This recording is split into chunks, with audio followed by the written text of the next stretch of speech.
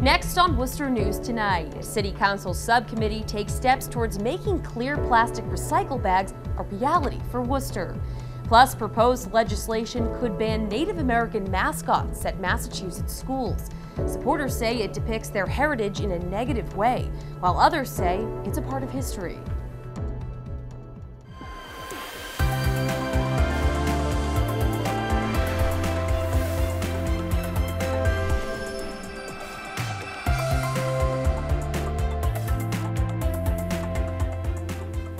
Good evening and thank you for joining us. I'm Anna Botari. For months, Worcester City councilors and residents have gone back and forth on the idea of replacing recycling bins with bags. It's the one part of the city manager's Clean City program which is yet to be agreed upon. And tonight, a city council subcommittee voted to move forward with the clear plastic bags. Our Cam Jandro is live in Worcester tonight with those details. Cam? Anna, although the item was passed, it did not come without opposition. City Councilor George Russell voted no. He was the only one to vote no in the three-person committee, and he cited cost as one of the reasons why he would rather see the bins stay for recycling. But again, we are a lot closer than we thought for having plastic recycle bags in the near future. The future of recycling in Worcester is one step closer to being clear and plastic. Since January, the Committee on Public Works has debated if bins should be replaced with these recycle bags. They approved the item Wednesday, sending it to the council floor. And that program is going to go a long way towards cleaning up a lot of the commercial districts in the city, as well as the public spaces in the city that we have seen complaints. The proposed 32-gallon bags could hold approximately 2 city-issued bins worth of recyclables, but residents are still mixed on the bags. The bin, you kind of just huck everything in there, you just slam the lid on, you don't worry about it. The bags, I mean, you throw it in, it might blow. I'm in favor of the clear bag. I actually have started to do that, and they did pick it up. The hope is plastic bags will eliminate litter from open-top containers. However, it comes with a cost. A roll of large trash bags would jump from $7 to $12. We already have to buy city bags. Yeah. You know, I don't think anyone loves that idea. I mean, I don't think anyone's going to like, oh, great, I get to spend more money. The bags were presented as part of the Clean City program. And while they still need approval from the entire council, committee member Matt Wally believes the bags are the best for a growing Worcester. When they're driving through the residential neighborhoods, when they're driving through our commercial districts, we want to present to them that we are a clean city, and I think this program goes towards doing that. Now, if passed, you'll be able to get these recycle bags with your yellow trash bags. The city is also looking into what locations citywide will sell these trash bags, or recycle bags on their own. Anna? Now, Cam, how much would those recycle bags actually cost? Well, right now they'd be about 15 cents a piece. They'd come in a roll of 10, which totals to about $1.50. Awesome. Thanks for that. Cam Jandro live in Worcester tonight.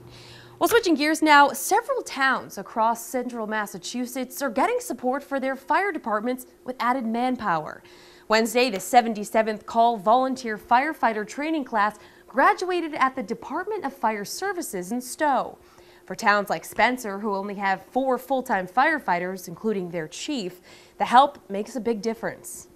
This is huge for all the call fire departments, as well as the more people we can get in to respond to calls. It's going to help us daytime and nighttime to fill our ranks. All the call departments are struggling to fill their ranks and to get people to be able to respond. And days like today with graduation is huge because as of tomorrow they can start responding to calls. Spencer Chief Robert Parsons says anyone interested in becoming a firefighter should talk to their local departments. Well, 5 Worcester schools will receive some much-needed improvements thanks to the state's accelerated repair project funding. Wednesday, the Massachusetts School Building Authority voted in favor of the improvement projects, which includes a boiler replacement at Lincoln Street Elementary School and roof replacement projects at Burncoat Street Prep, Tatnick Magnet, Vernon Hill, and Worcester East Middle School. Altogether, the project will cost $4.5 million, with $3.5 million funded by the state and $1 million from the city. Since 2012, MSBA and the city have partnered on school renovations and replacement projects totaling nearly $350 million. If you've seen fewer monarch butterflies during the summer season, there's a reason. Martha Gatch from the Mass Audubon Society says monarch butterflies have been declining for more than 2 decades, but more recently, there's been a steady decrease. The butterflies are here during midsummer to fall and then migrate from the U.S. to Mexico in the winter. Gatch says the habitat in Mexico is shrinking, there are deaths during migration, and the caterpillar's food source, milkweed, is disappearing. Milkweeds are declining because we keep developing, we keep building roads and houses, and they're seen as a weed. Nobody wants them. Gatch says monarch butterflies are useful to the environment because they help pollinate. She says people can help protect them from extinction by planting various forms of milkweed and avoiding using chemicals when doing yard work. Proposed legislation looks at the possibility of banning Native American mascots in Massachusetts schools. Advocates of the bill say the practice is offensive, while some who live in the towns with these mascots say it's part of their history. Our Chandler Walsh has the details. I don't think you have to display a race of people to be a winner. Elizabeth Coldwind Santana Kaiser sits on the Nipmuc Tribal Council in Southbridge. She wants the way Native Americans are represented in schools to change. I was an advocate for parents, and so I went into a lot of schools, and a lot of schools have murals on their walls where the natives are attacking them. Santana Kaiser left the area years ago and says when she moved back, everything was the same. Which is kind of upsetting because now I have my grandchildren going into these schools seeing the same thing, and how is it affecting them? Proposed legislation would ban Massachusetts schools from using Native American mascots, logos, or team names. Several Central Mass school districts have these affiliations. David White goes to Tantascwa Regional High School, where the team name is the Warriors. He isn't opposed to the change and says it could be a good thing. I think we'd still have that same Tantascwa pride we always had, just with a different mascot under a different name. Kevin McConnell graduated from the school and says the team name honors the area's history. Being a warrior, certainly a Native American warrior, is an honorable thing. And I think that the school was named to honor the Native Americans that were here prior to the town being colonized. Santana Kaiser hopes the legislation is passed. She says it would allow Native Americans to share their history in their own way. I've always felt good about myself, but I can't say that every Native American does. You know, so it's a fight, it's a battle. But I think we're in a situation today where we can make that change. Chandler Walsh, Worcester News Tonight. A portion of the major roadway in Princeton will be closed for 2 months for bridge work. Route 140 in East Princeton will be closed between Route 31 and Gleason Road. The closure will allow work to be done replacing the bridge over Keys Brook. Traffic will be detoured starting July 8th. The bridge replacement is part of highway improvements in Princeton. The Canal District in Worcester is changing. New restaurants and clubs are opening up, and the Worcester Red Sox are expected to start playing in the neighborhood in 2021. But with all the good changes comes some difficulties. Our Rosalind Flaherty has more. This is the future site of a country music bar in Worcester's Canal District. We're going to have live entertainment, live bands every Friday and Saturday.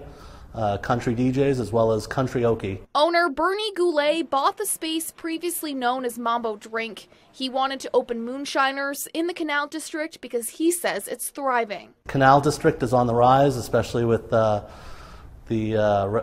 Red Sox coming to Worcester, as well as some other bars like Whiskey on Water and Rock Bar. Construction on Polar Park is expected to start next month, and the redesign of Kelly Square will follow in October.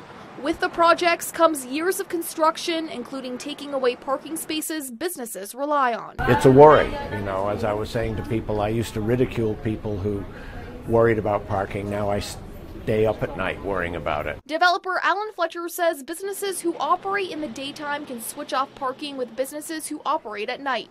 He and other business owners bought 4 parking lots nearby and plan on doing a shuttle service. He says it doesn't solve the issue, but it's a start. We will have all employees and all business owners parked down there, etc., and some of my residents, so that the existing parking can be used by customers. Fletcher says he thinks it will be a good outcome in the end. Goulet says his bar will be open from 5 p.m. until close, and while he doesn't anticipate any problems with construction, he says he's prepared to deal with it. As things grow, we're going to experience growing pains and challenges, but we're looking to get through those. Rosalind Flaherty, Worcester News Tonight. A generous donation from a local bakery will help fund the Sterling Animal Shelter. Thursday, Gerardo's Italian Bakery donated more than $1,000 to the shelter. In April, they baked cupcakes for dogs. Each dessert was $1, and today they donated all of the money they made on them to the shelter. We sold 1,021 cupcakes for the month of April, and today was the day where we came down and we donated the check. The shelters and rescues in the state could always benefit financially from donations and supplies and things like that, so this will go a long way to keeping our furry friends happy. Well, such an important donation. The animal shelter is a nonprofit organization and relies on those donations.